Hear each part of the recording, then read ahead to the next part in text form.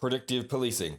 It's a term that conjures up images of a Minority Report-esque police state where police make arrests before crimes actually occur. Certainly, that's the impression Met Commissioner Dame Cressida Dick gave at Monday night's keynote speech to the Russi Institute, where she was delivering the Institute's annual security lecture. If an algorithm can help identify in our criminal intelligence systems a potential serial rapist or killer that we could not have found by human endeavour alone, if a machine can improve our ability to disclose fairly, then I think almost all citizens would want us to use it.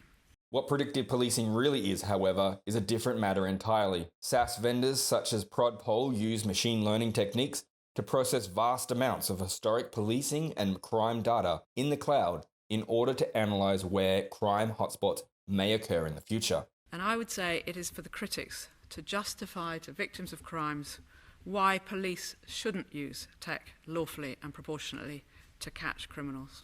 But the speech from the Met's top official praising predictive policing as the way forward comes just 6 months after California scrapped a similar program the state had started in 2010. Police forces across the state cited concern the program did not deliver any insights that officers on the ground hadn't already obtained through traditional community policing initiatives, with what some law enforcement insiders claim a subscription fee starting at $60,000 a year. The program was shuttered in California on budgetary concerns, just as the UK looks to embrace it. We all have a responsibility to ensure the police don't become too powerful or too intrusive. In a review into the use of AI in the public sector, led by Lord Evans of Weardale, calls on the government to enact new legislation that would restrict UK policing could use emerging technologies to aid them in their duties. We're most likely to get this right if there is challenge and if there is discussion and transparency around it, and not all organisations are necessarily in that position.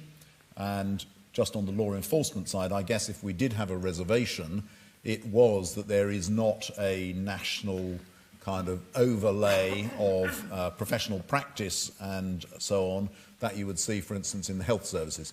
In her speech to some of the top law enforcement and policy experts in England, Commissioner Dick reiterated the priority of the Met to reduce violent crime and protect the public. To achieve that objective, Commissioner Dick insists the Met must deploy new technologies in order to fight crime in an ever-connected and technologically enhanced world.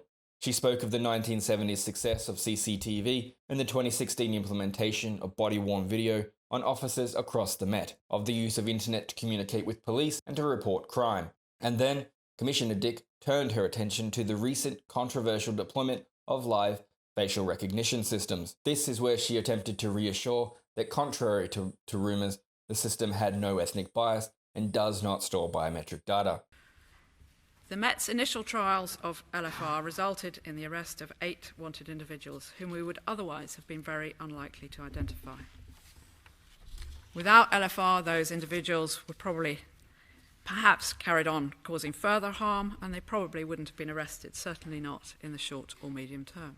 But not everyone met her reassurance with enthusiasm, as the Centre for Data Ethics and Innovation's Roger Taylor explains in his statement. As we explained in detail, and as you were saying earlier, often people don't really understand the truth about these technologies, and we explained how the system worked, and people were at first kind of horrified. I mean, they really loved all the tools. They're going, these are fantastic, and then we explained how it worked, and there was a general sense of horror. Technologist Tristan Green took it further, calling predictive policing confirmation bias scam in a statement to TNW. Whether you're for or against the use of these emerging technologies, however, it seems one thing is for sure: debate inside the halls of government will soon be pushed into action. For True Crime Links in Brief, this is Mark Price reporting. Want daily crime news and true crime documentaries? Subscribe now.